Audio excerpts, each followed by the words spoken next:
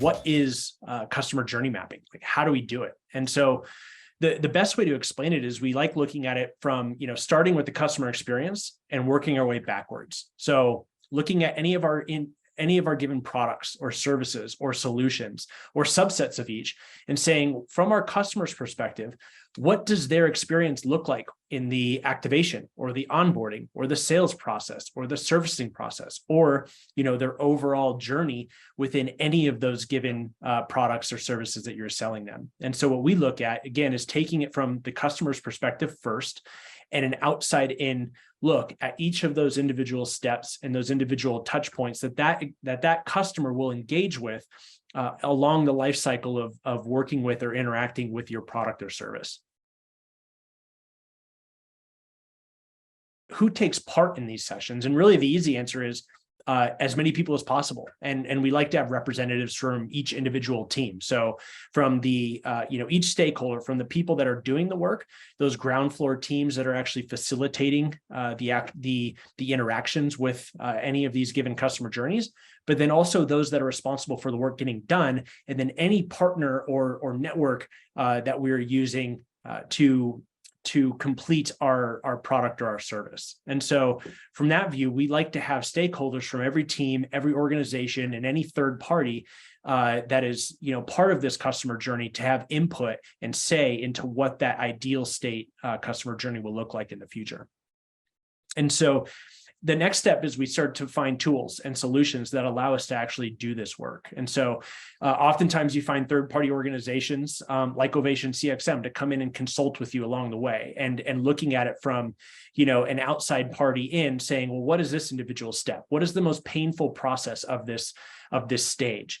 Any of these interactions, what are the tools and the systems that we're communicating with to make sure that we're getting the right information to the right people in context of what they're looking for? Because the biggest and number one issue we see with customer journeys is people focus on a product and a service and some of the cool features and technology within, and oftentimes overlook what that customer experience looks like.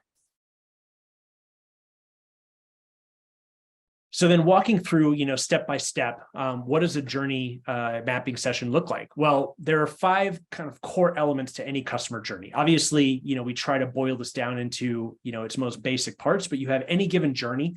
Again, that could be onboarding, that could be activation or servicing. You have within those journeys, you have stages. And in those stages, you have various interactions, which are messages or communications with various teams or customers. And then you have events and tasks. And so as we start to look at those, the next step is to go into those and start pinpointing each of those touch points along the way. And so as we go, you're looking at, what is the initial first stage? So this is creating customer information. Who are those teams that are accountable? So typically, there's 3, 4, 5, maybe a dozen teams that all provide various points of information along the way in that customer journey. And then as you go through, you want to map out those stages, those touch points. So the individual interactions, both internal and external, that to facilitate that customer experience. And then as you work through, I think the most important part in identifying your current state customer journey is looking at what we call gain points. So what are the positive aspects of this touch point? And then conversely of that, pain points. So what are the negative aspects of each touch point? And then as we map those out, we want to look at the channels. So how are we communicating with our customer in this? Is this through a portal? Is this an email, an SMS, text message, or is it a phone call?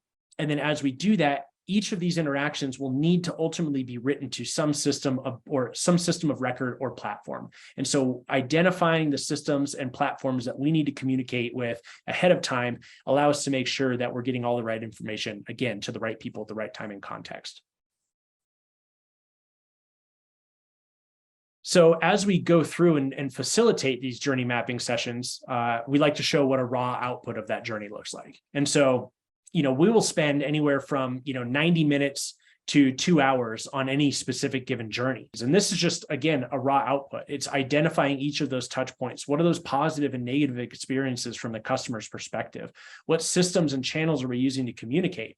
And then you bucket those down and really aggregate a ton of notes from all the different stakeholders saying, hey, in this specific process, this is extremely painful. We should fix that. Or I just noticed that there's a 14-day gap from the time that the customer was last communicated in this pathway and just got hit up again for another piece of information. Can we streamline that? The main goal is looking at our customer journeys and seeing how we can optimize them. And ideally, one of the biggest areas for improvement is onboarding. So how can we facilitate a session to find 2 to 3 areas of improvement that can cut time to go live by 15 to 25%. Like, those are the key things that we like to focus on in mapping customer journeys and getting to that raw output, where we call the current state customer journey. You then get into the next step, which is the ideal state customer journey. And this is really what that output looks like. It is, again, understanding, it's a more streamlined view of what you saw on the last screen, which is understanding each of those touch points, maybe combining a few, maybe understanding, the systems and making sure that we can pull the right information forward in this process. But then most importantly, at the bottom is solutioning against that, making sure that you have the tools needed to be successful to get the information to the right people in context, having 360-degree visibility both to the customer or any other partner that may be accountable for any piece of that customer journey. And so that's really what we're looking at, is going from that current state to the ideal state, making sure that you're setting up your customer journeys with an intent for success from day one and into the future. So as we start engaging with these sessions, the number one question we get asked is, where do we start? Like, what journeys do we focus on? And we found 2 ways to be, the most successful in getting to the outcomes that we're looking for. The first one is very simple. You just ask your teams. You can do an internal poll or identify and reach out to those teams that are doing the work and just saying, hey, are there any processes or journeys here that are just extremely painful? Are there points in any of these customer interactions where you just don't feel like you have the information you need to be able to be effective in your job? And typically you can come out of there with a handful of scenarios in which the teams will be focused on areas that can really help them in their day-to-day. And if you're helping them, then you're helping the customer experience. And that has been the number one easiest way to identify which is the best customer journey to start on. The second, you can actually look at it from a revenue perspective. And so, what journeys are affecting our bottom line the most? And that's why, from an OvationCXM perspective, we consult with groups of all varying sizes and organizations. So looking at from commercial banking to fintech to other financial services into healthcare and insurance and technology, we often see that onboarding and activation is one of the lowest hanging fruits. And really, the easiest way to do that is looking at it from a revenue recognition perspective. How long is it taking me from account sign up to go live?